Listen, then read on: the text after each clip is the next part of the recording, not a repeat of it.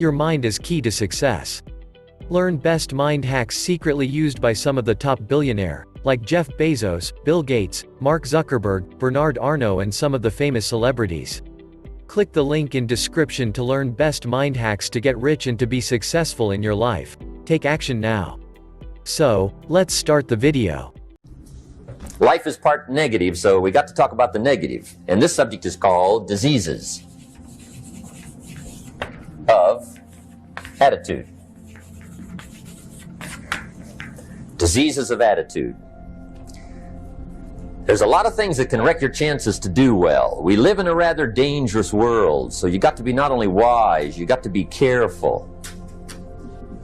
Now, attitude diseases are just as bad as physical diseases, right? High blood pressure, heart trouble. I mean, a lot of things lace your chances to do well. So you've got to be careful. And attitude diseases are deadly. I mean, they'll destroy all the good things you start. These attitude diseases are like weeds that grow in the garden. It's a normal part of life. Here's a good phrase to note. Negative is normal. It's not successful, but it's normal. It's part of life. And here's the next key, in my opinion. You must learn to handle the negative. Don't ignore it. Handle it. Now, I know some people teach the other way. And listen to them. And listen to me. And then make up your own mind. Right? Don't be a follower. Be a student. But I say you got to handle the negative. You don't have to live in it. You don't have to dwell on it. But you do have to handle it, my opinion. Here's what part of it is. It's called the Great War between good and evil.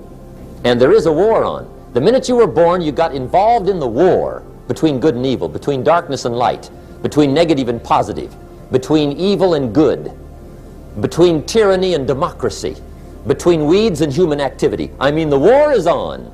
If democracy sleeps, guess who never sleeps? Tyranny. In the absence of light, guess what's automatic? Darkness. If good does not arouse itself and become active, guess what moves in? Evil. It's a war. A mental war, a physical war, a financial war, between enterprise and ease, between accomplishment and failure. It's a war. That's why there's an Old Testament phrase that gives the best advice for human activity when it says, 6 days labor, 1 day rest. Now, I'm sure we've taken that to mean, don't work all 7 days, take one off. Here's what it also means, only take one off, or you're liable to lose the war. Now, we've got it down to 5 and 2, and maybe that's not too dangerous, I don't know. If God would have thought of 5 and 2, he might have made it 5 and 2, I don't know. But here's what it does mean. Enterprise is better than ease. If you rest too long, the jungle overtakes the village.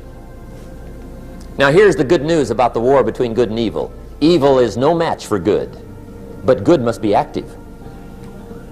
Weeds are no match for human activity, but if you stand still, how far in will they come? All the way. They'll grow right up around your shoes. But if you get busy, how far back can you take them? As far as you wish. They're no match, but you must be active. That's why the 6 and 1. Make sure you're not losing the war by taking off too much.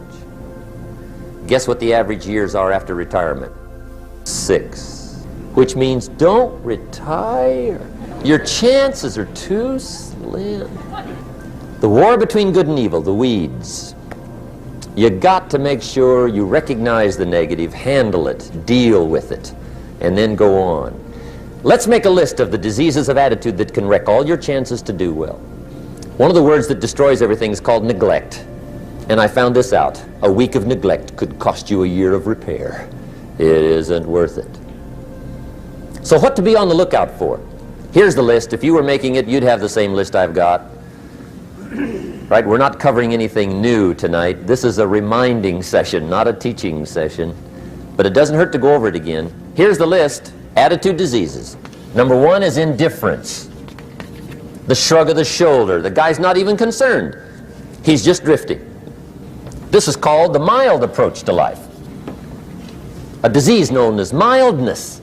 The guy says, well, I can't see getting all that worked up. Well, to be any kind of winner, you got to get worked up. There's one problem with drift. You cannot drift to the top of the mountain.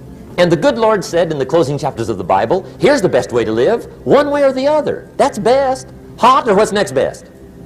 Cold is next best to hot. Not the half-baked middle, lukewarm, not too hot, not too cold. What a sad way to live. I think what it means is pick a direction and go with everything you got. Just pick one and go. Somebody says, yeah, but what if it's the wrong direction? You'll find out quicker. It won't take you 25 years to wake up and say, oh no, I've been walking the wrong road.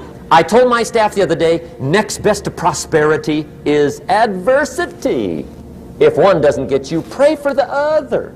We all do better from one of two reasons, inspiration or desperation. And I don't wish anything bad on you tonight, but if you're not inspired, I hope a wagon comes down your rut. Whatever it takes to get you to try harder, read more, set your goals, and go for it. Somebody asked me one time, what quality would I pick if I wanted to work with somebody? And you know what I picked first? Number one, strong feeling. Please, number one, give me somebody that feels strong. About most anything, I don't even care. Just so they believe it. Even if they disagree with me. Wonderful. Just so they disagree vigorously. I'm not saying it's easy to win those kind of people to your point of view, but I'd rather do that than to try to resurrect people from the dead. Pump them up every month, pump them up, pump them up. Here's the key to the good life. Learn to put everything you've got into everything you do. Whatever you are doing, pour it on. It will quickly open up into opportunity or quickly disclose to you that you ought to be doing something else. The delusion is, if I had a better job, I'd really pour it on. See, that's delusion. Wherever you are, pour it on. Don't give somebody half a job for a day's pay. Pour it on. See, that'll help change your life. Get rid of this disease. Here's the next attitude disease, indecision, mental paralysis. The guy can't make up his mind and it becomes a disease. Pretty soon he knows he's got it. The guy says, well, I know I'm on the fence. But he says, what if I get off on the wrong side? Listen, after a while it doesn't matter. Just get off. Any side will do. A life full of adventure is a life full of many decisions. The ones that turn out to be wrong give you better experience to make better decisions. So don't see how many decisions you can get out of, see how many you can get into. That's where the adventure is. So shake off this disease, indecision. The next one is doubt. Doubt's like a plague. And one of the worst is self-doubt. There are many, but that's one of the worst. The guy doubts himself. Doubts if it'll last that long for him. Doubts if he can do that well. Doubts if he can make that much. Doubts if he can accomplish all that. A chronic, excellent self-doubter.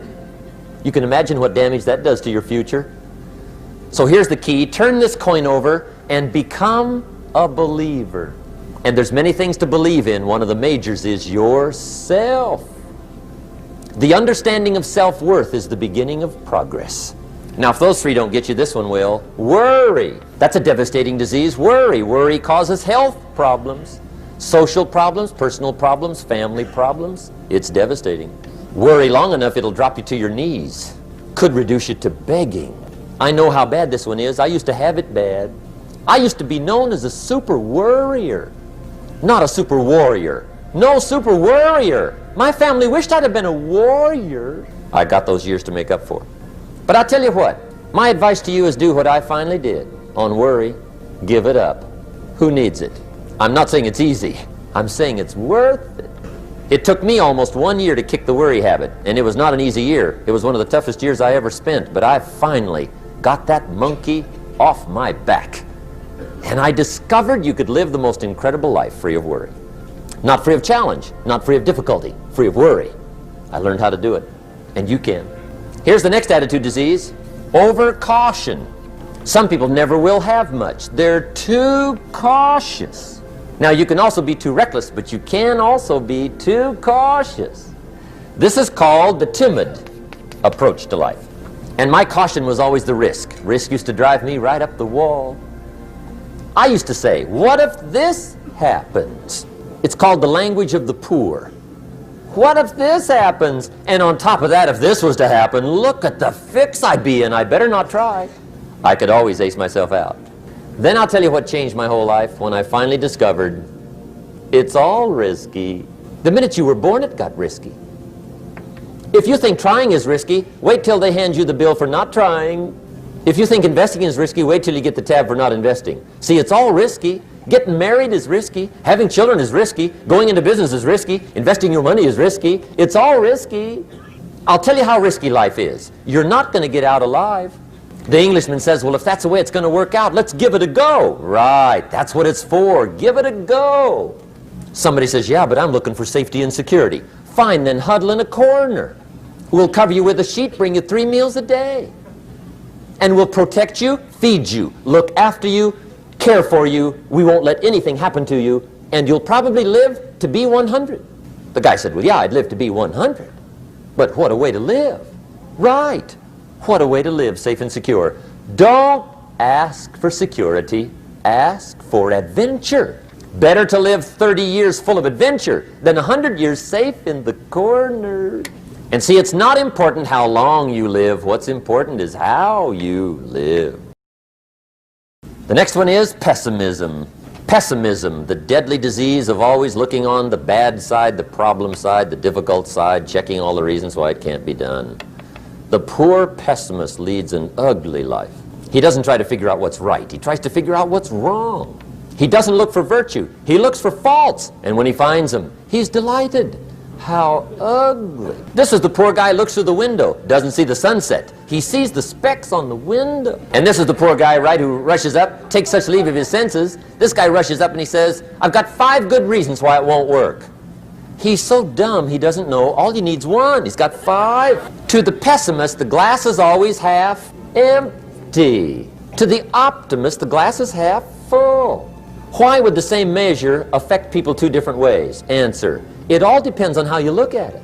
Our lives are mostly affected by the way we think things are, not the way they are. The way we think they are affects us most. The last disease, but this one is deadly. Engage in this one, indulge in it even slightly, and you might as well forget the future because it's going to forget you. Complaining, crying, whining, griping.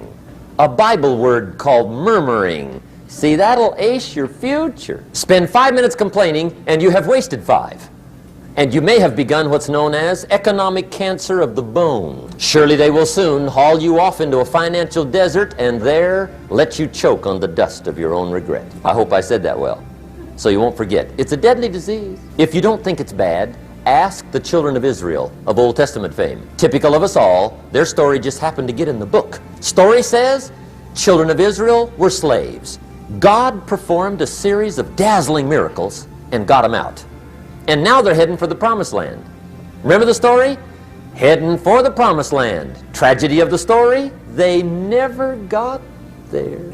Reason, from day 1, they started to complain. They griped about the water. They griped about the weather. They whined and cried and griped about the food. They griped about the leadership.